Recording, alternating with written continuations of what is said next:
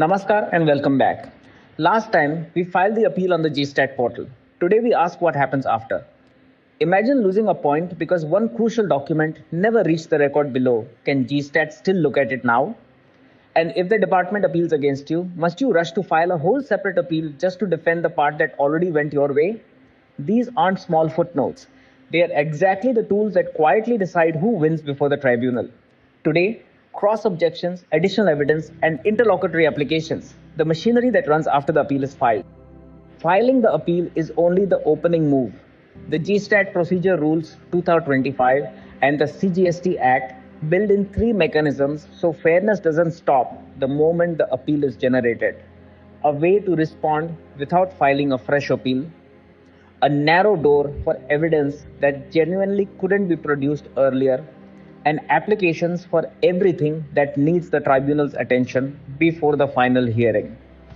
Think of them as the appeals support systems, not for building your case, but for making sure procedure never overrides justice. Start with cross-objections. Picture an order in appeal that splits the difference. A 1 crore demand and the commissioner appeals confirms 30 lakh drops 70. The taxpayer appeals the 30 lakh it lost. Must the department file its own appeal to fight for the 70 lakh it feels was wrongly dropped? No. Under section 1112, subsection 5 of the CGST Act, the moment one party appeals, the other side, on receiving notice, can file a memorandum of cross-objections instead, decided as if it were an appeal on the same file. Either side can use it, whichever didn't file the original appeal. Here's where filers get the trigger wrong. The 45-day clock doesn't start from the original order or from when the appeal was filed. It starts the day the tribunal's notice reaches the other side. Miss it, and section 112 subsection 6 lets the tribunal condone the delay for sufficient cause. Only for another 45 days, not indefinitely. It's filed electronically in form GST APL 06, verified the same way as an appeal, and isn't limited to defending the order.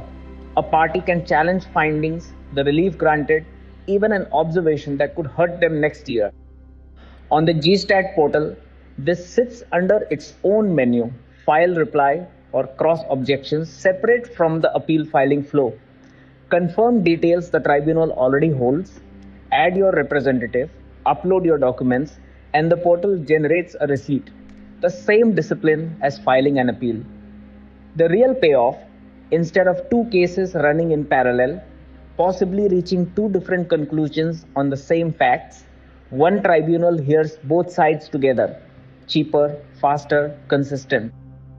Now, a different problem. Suppose someone wants to introduce at the hearing a document never shown to the original authority. Can they? Here's where many assume the tribunal works like a fresh trial. It doesn't. Rule 45 of the GSTAT Procedure Rules 2025 is direct.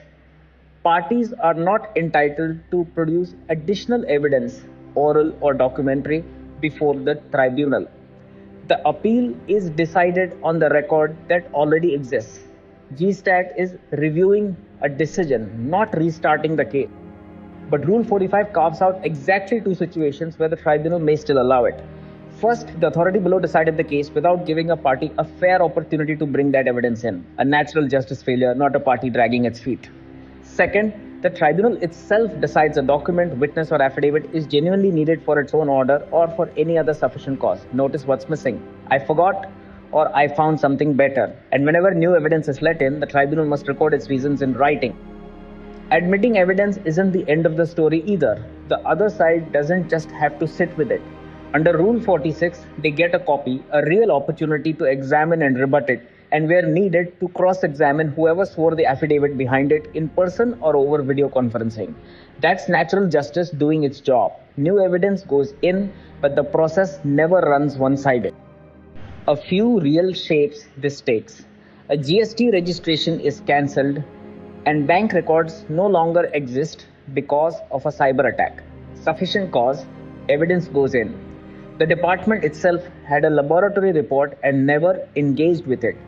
The tribunal admits it, since leaving it out wouldn't be fair.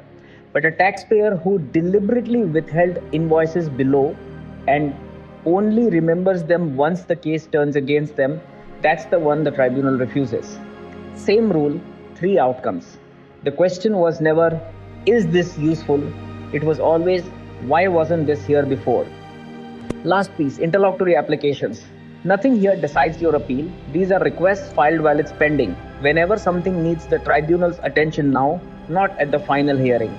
Everyone goes through GSTAT Form 01, backed by an affidavit, and under the rule's own fee schedule, a flat 5,000 rupee fee, the same figure Module 5 flagged. It covers stay, early hearing, rectification, condonation, even amending your own pleadings. Rectification has its own clock, 1 month from the final order. Amendment runs 30 days from completion of pleadings. Here's the one that trips up even experienced professionals. Section 112, subsection 9 already gives an automatic shield. Pay the pre-deposit correctly and recovery of the balance is deemed stayed by law. No application needed. A separate stay application is only necessary when recovery is threatened beyond what the pre-deposit covers or that deemed stay isn't honored in practice. And when you do need one, the tribunal weighs 3 things together: a prima facie case, the balance of convenience, and irreparable injury if refused. All 3, not just one. 2 more, quickly.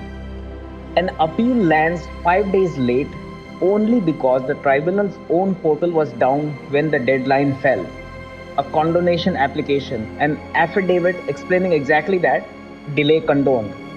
Or the tribunal's own order accidentally records 50 lakh as 5 crore. That's not something to appeal, that's a rectification application corrected without reopening the merits at all.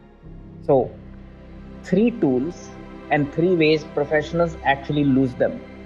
Sleeping past the 45-day cross-objection window, treating additional evidence as a guaranteed second chance instead of the narrow exception it really is, and filing an interlocutory application as a stand-in for the real appeal without the affidavit or the fee behind it. Avoid these 3, and every tool in this module works exactly the way it's meant to. 3 things to carry forward. 1. A cross-objection lets the side that didn't appeal fight back on the same file within 45 days of receiving notice. No separate appeal needed. 2. Additional evidence stays shut unless the record shows a genuine denial of opportunity below, or the tribunal itself needs that evidence to do justice, and the other side always gets a full chance to answer it. 3. Interlocutory applications in Form 01 with an affidavit deliver interim relief without derailing the main appeal, and a correct pre-deposit already buys a deemed stay on the balance by law. Filing the appeal was never the finish line. It's the start of a process with its own checkpoints, and now you know exactly where they are. If this changed how you'll handle your next GSTAT matter, hit like, subscribe, and share it with a colleague still filing appeals the hard way. Next time, what actually happens at the hearing itself, GSTAT civil court powers, how orders get pronounced, and where you go if you still disagree. Drop your questions below, and I'll see you there.